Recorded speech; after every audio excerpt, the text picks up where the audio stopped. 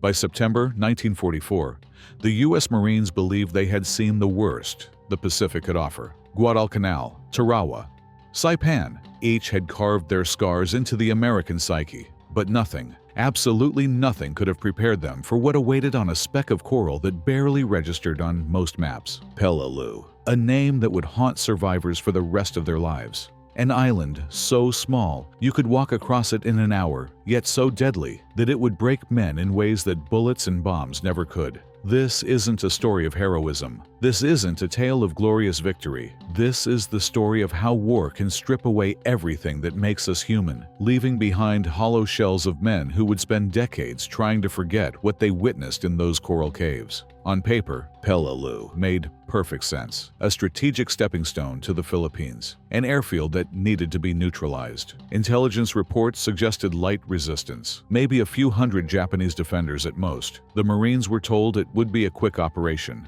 3 days, maybe 4. A brief, decisive action before the real war continued elsewhere. But intelligence was wrong, catastrophically, criminally wrong. What the Americans didn't know was that Colonel Kunio Nakagawa had spent months transforming Peleliu into something unprecedented in Pacific warfare. This wasn't going to be another bonsai charge into machine gun fire. This was going to be a methodical, psychological destruction of the human spirit. Nakagawa had studied every American victory, every Japanese defeat. He learned that charging into American firepower was suicide. So he did something different, something that would turn Peleliu into a living nightmare. He went underground. The coral ridges of Peleliu weren't just defensive positions. They were a labyrinth of interconnected caves, tunnels, and bunkers carved deep into the island's spine. Every cave had multiple entrances. Every tunnel led to 3 more. Every position could be reinforced, evacuated, or turned into a tomb at a moment's notice. The Japanese weren't just defending Peleliu, they were turning it into a psychological weapon. Marines would clear a cave with flamethrowers, watching the flames lick every corner, hearing the screams die away to silence. They'd move forward, thinking the position was secure. Then, hours later, gunfire would erupt from that same cave. The Japanese had simply retreated deeper, waited, and returned like ghosts. It wasn't warfare. It was psychological torture on an industrial scale. Landing day, September 15th, 1944. The morning sun beat down mercilessly as the first wave of Marines approached Peleliu beaches. The coral reflected the heat like a mirror, turning the landing zone into a furnace. Men were already collapsing from heat exhaustion before they fired a single shot. The beaches looked empty, peaceful even. No muzzle flashes, no artillery. Just the sound of waves lapping against coral and the distant hum of aircraft overhead. Then the Marines stepped onto the beach, and hell opened up. The Japanese had let them land, every single one of them. They watched through hidden observation posts as thousands of Americans waded ashore, established their beachhead, and began moving inland. Only then did Nakagawa spring his trap. Gunfire erupted from positions that didn't exist on any map. Artillery shells rained down from guns that intelligence swore weren't there. Marines dove for cover behind coral outcroppings, only to discover that the coral itself had been hollowed out and turned into firing positions. Within hours, the beaches were littered with the dead and dying. Medical corpsmen crawled through the coral, trying to reach wounded men, while sniper fire picked them off one by one. The lucky ones died quickly. The unlucky ones lay in the sun, slowly cooking on the coral, begging for water that wouldn't come. But the Japanese weren't the only enemy on Peleliu. The island itself was trying to kill them. The temperature soared past 110 degrees Fahrenheit. The coral absorbed and reflected the heat until the very ground became unbearable to touch. Men's boots melted. Metal equipment became too hot to handle. Helmets turned into ovens that cooked their brains. The smell was indescribable. Rotting corpses baked in the sun, human waste mixed with coral dust and blood. The stench of death hung over the island like a physical presence, seeping into clothing, hair, and skin until it became part of the men themselves. Sleep was impossible, not just because of the constant threat of attack, but because the coral was too hot to lie on during the day and too cold at night. Men dozed, standing up, leaning against rocks, only to wake up screaming from nightmares that were often preferable to their waking reality. The real horror began when the Marines tried to advance inland. Every step forward revealed new horrors carved into the coral ridges. The caves weren't just hiding places. They were designed to break the human mind. Japanese defenders would fire a few shots, then disappear into the darkness. Marines would follow, flamethrowers ready, only to find empty tunnels that seemed to stretch forever into the earth. But the caves weren't empty. They were full of whispers. Veterans would later describe hearing voices in the darkness. Japanese voices, American voices, voices of men they'd watched die days earlier. The acoustics of the coral caves played tricks on the mind, carrying sounds from deep underground, mixing them with echoes and wind, until reality became impossible to distinguish from hallucination. Marines would enter a cave system in the morning and emerge hours later, if they emerged at all, as broken men. Some came out speaking in whispers, claiming the caves were alive. Others refused to speak at all, staring into the distance with eyes that had seen too much. Psychological breakdown. By the second week, the Marines weren't just fighting the Japanese, they were fighting their own minds. Combat fatigue, shell shock, battle neurosis. The military had many names for what was happening to the men on Peleliu, but none of them captured the true horror of psychological disintegration in real time.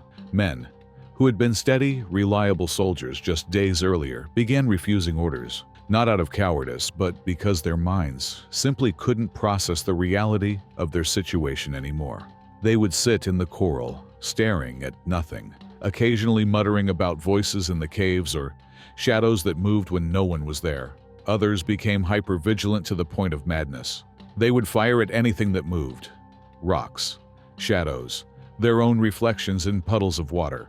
Some shot at sounds that existed only in their heads. A few turned their weapons on themselves, rather than face another day in the coral hell. The worst cases were the men who simply stopped being human. They would continue fighting, following orders, even advancing on enemy positions. But something essential had died inside them. They moved like automatons, their eyes empty, their voices flat and emotionless. They had become machines of war, but the cost was their souls. Medical corpsmen reported cases of men who claimed they could hear the island breathing. Others insisted that the coral was growing around them, slowly encasing them like a living tomb. Some believed they were already dead, and that Peleliu was their personal hell, a punishment for sins they couldn't remember committing. The pointless slaughter. As the weeks dragged on, a horrible truth began to emerge. Peleliu wasn't strategically necessary. The airfield could have been bypassed.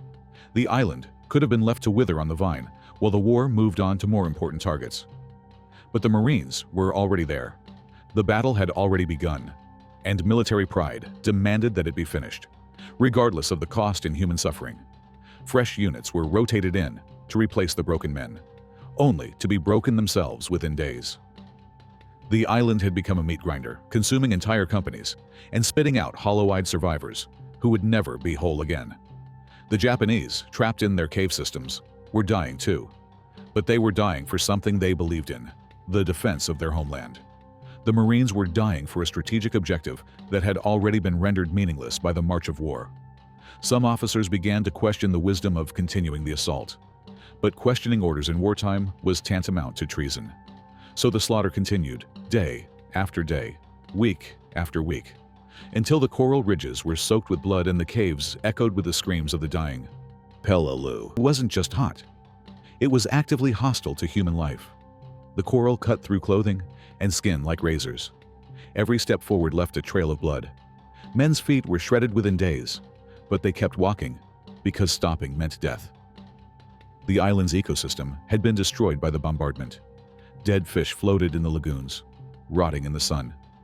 The few trees that remained were skeletal, their branches reaching toward the sky like the arms of the damned. Even the insects seemed malevolent, swarming over the living and the dead with equal enthusiasm. Rain, when it came, brought no relief. It mixed with the coral dust to create a caustic mud that burned exposed skin. The water collected in shell craters, mixing with blood and waste to create stagnant pools that bred disease and despair in equal measure. The very air seemed poisoned.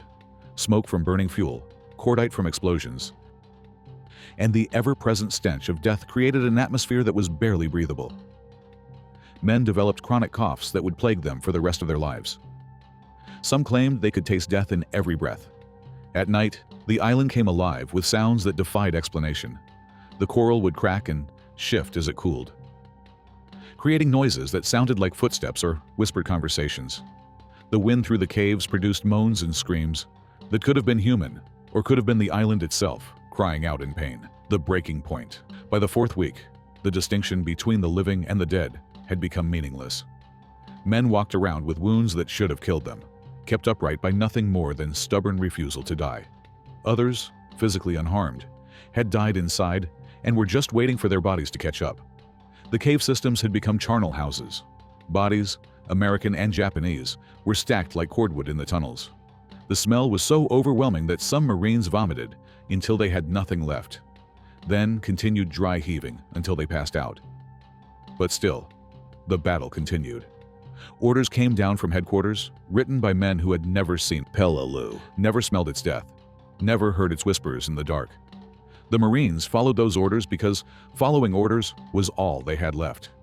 Everything else, hope, fear, love, hate, had been burned away by the coral sun and the cave darkness. Some men began to believe that Peleliu was eternal, that they had always been there and would always be there, fighting the same battle over and over again for all eternity. Time lost meaning when every day was identical.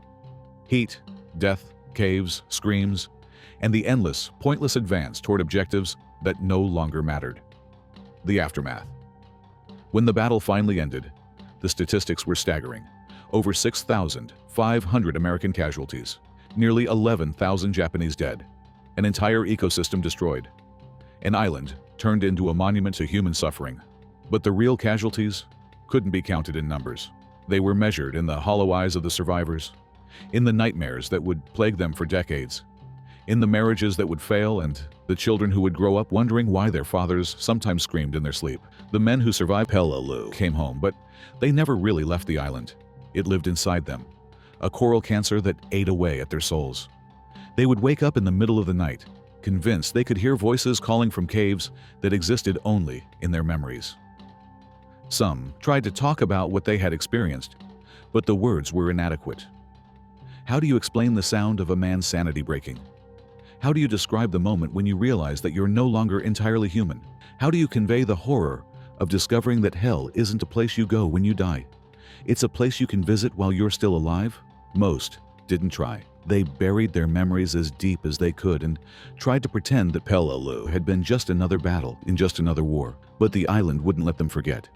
It whispered to them in quiet moments, reminding them of what they had seen, what they had done, what they had become. Today, Peleliu is a peaceful place. The coral has healed. The caves are silent. Tourists visit the beaches where thousands died, taking photographs and buying souvenirs, blissfully unaware of the horror that once consumed this tiny speck of land. But for those who were there, for those who survived the psychological crucible of the coral caves, Peleliu remains as vivid and terrible as it was in 1944. They carry it with them always, a reminder that war doesn't just kill bodies, it kills souls. The Battle of Peleliu achieved nothing of strategic value. The airfield was barely used. The island could have been bypassed without affecting the outcome of the war. Thousands of men died for nothing, and thousands more were broken for nothing. But perhaps that's the most horrifying truth of all. In war, suffering doesn't require justification. It doesn't need to serve a purpose. It simply is as inevitable and meaningless as the tide that still washes against Peleliu coral shores, carrying away the last traces of a battle that should never have been fought. The men who died there are gone. The men who survived carry their ghosts. And the island itself stands as a testament to humanity's infinite capacity for creating hell on Earth, one coral cave at a time. In the end, Peleliu wasn't conquered. It was simply abandoned, left to heal from wounds that will never fully close. And somewhere in those coral ridges, in the darkness of the caves, the whispers continue, a reminder that some battles never truly end. They just fade into the shadows of memory, waiting to be remembered by those brave enough to look into the abyss and acknowledge what they see staring back.